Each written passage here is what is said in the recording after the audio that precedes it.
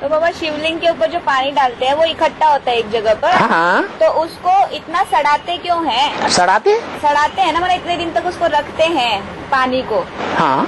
रखते हैं, इतना सड़ाते कि बदबू भी आ जाती है। हाँ। लेकिन उसकी मान्यता भी बहुत है। हाँ। अगर उसमें कीड़े भी पड़ जाते हैं ना। हाँ। लेकिन अगर कोई उससे घृणा करता है तो उसको बहुत बड़ी बीमारियां हो जाती हैं। हाँ। और अगर कोई उसको प्यार से पी लेता है तो उसकी बड़ी बड़ी बीमारियां ठीक हो जाती हैं। हाँ।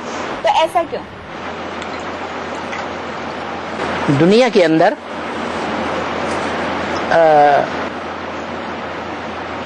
प्रेम बड़ी चीज है या छोटी चीज है? बड़ी चीज है। सच्चा प्रेम, बेविचारी प्यार नहीं, बहुत बड़ी चीज है। गीत बनाए हुए, प्रेम ही है इस जग में सार, और कुछ सार नहीं। सार माने सच्चाई, सार माने तत्व। तो वो सच्चा प्यार है, उस सच्चे प्यार की बात है। क्या वो बदबू भी आ जाते हैं तो भी उसको पीते हैं तो बड़ी बड़ी बीमारियां ठीक हो जाती हैं। जिससे सच्चा प्यार होता है, जैसे भगवान है इस सृष्टि पर आता है, वो जानता है ना कि हमें किन किन आत्माओं को उठाना है?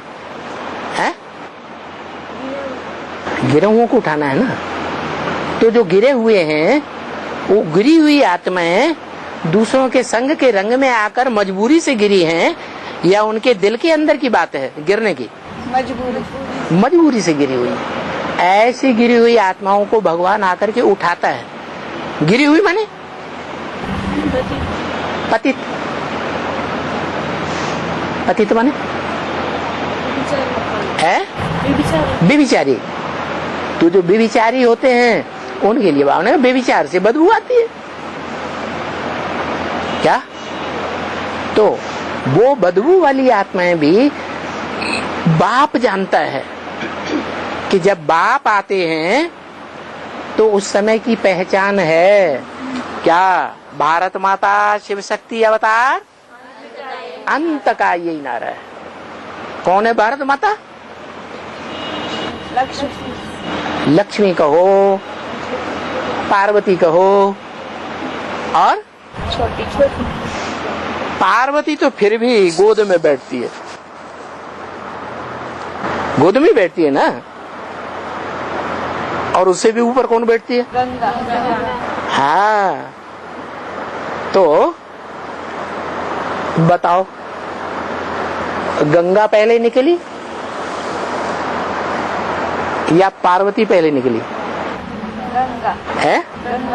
गंगा पहले निकली।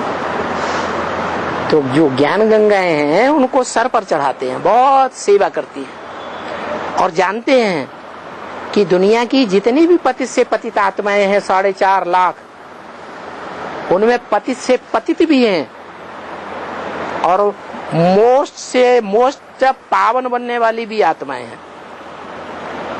तो जो बहुत पतित आत्माएं हैं वो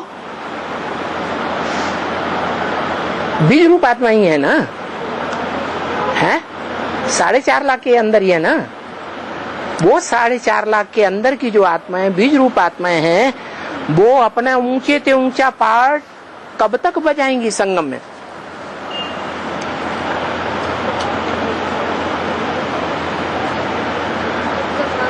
है मान लो अर्धनास्तिक आर्य समाजियों की बीज रूप आत्माएं हैं, तो इस सृष्टि रूपी रंगमंच पर उनका ऊंचा पार्ट बजाने का टाइम कब आता है? सतयुग में, त्रेता में, द्वापर में, कलयुग में? कलयुग के आदि में, मध्य में, अंत में? कब आता है? अंत में आता है। तो जब बिल्कुल कलयुग के अंत की शूटिंग हो रही होगी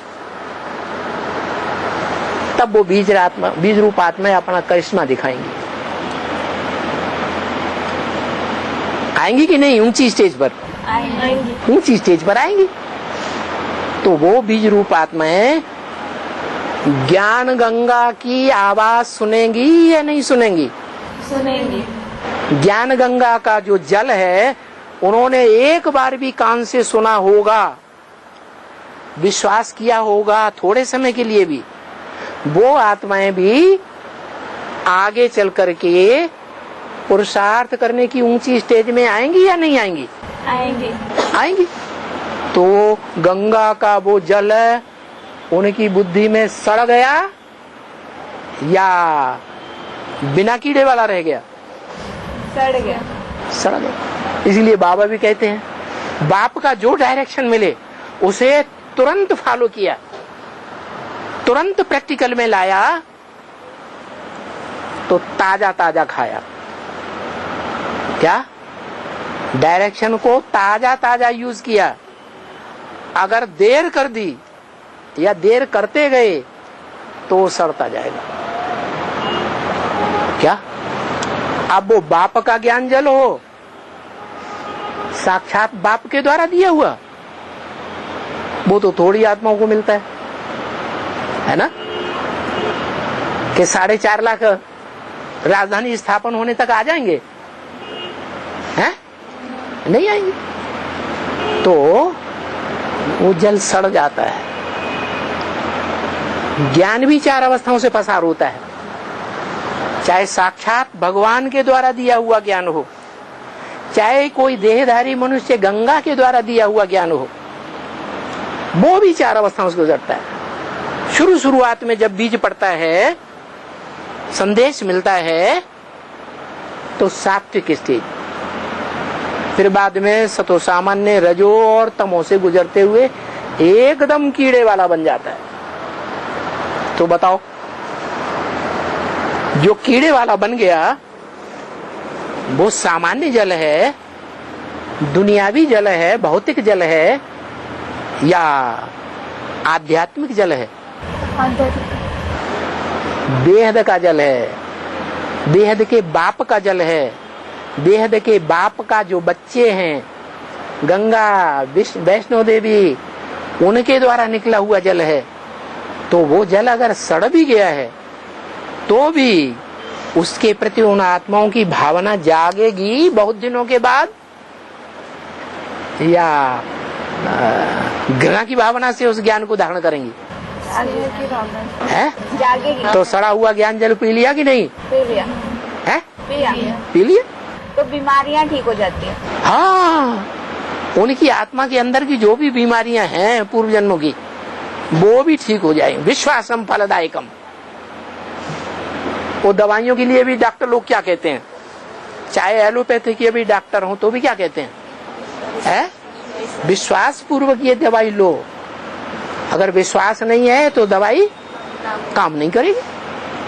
अब ये तो भगवान का दिया हुआ ज्ञान जल है, ज्ञान की दवाई है, भगवान के उन बच्चों की दवाई है जिनको भगवान ने आगे रखा है।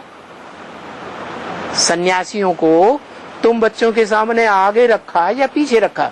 पीछे है? पीछे रखा। पीछे तो रखा, लेकिन तुम्हारे दिमाग में उनके प्रति सहयोग की भावना रहनी चाहिए या नहीं रहनी चाहिए? रहनी चाहिए। क्यों? है? हाँ, क्योंकि नई दुनिया की स्थापना में सन्यासी जब निकलेंगे तो तुम बच्चों की विजय हो जाएगी। क्यों?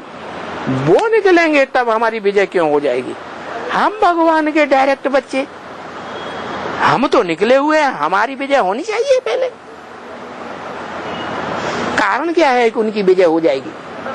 उनके निकलने पर विजय हो जाएगी। पवित्रता। हाँ, उन आत्माओं में जन्म जन्मांतर की प्योरिटी भरी हुई है।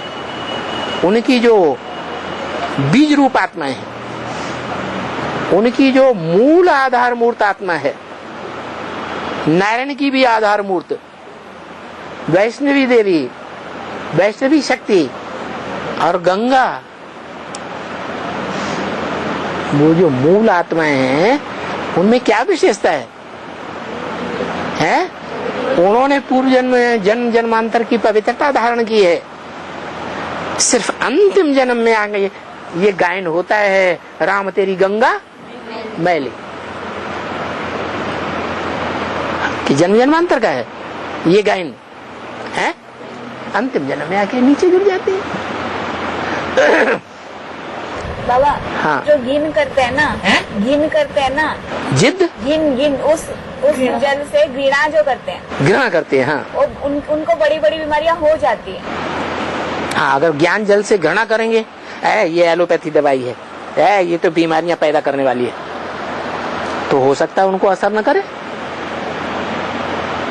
विश्वासम फलदायकम, विश्वास ही फल देता है। निश्चय बुद्धि विजय थी। और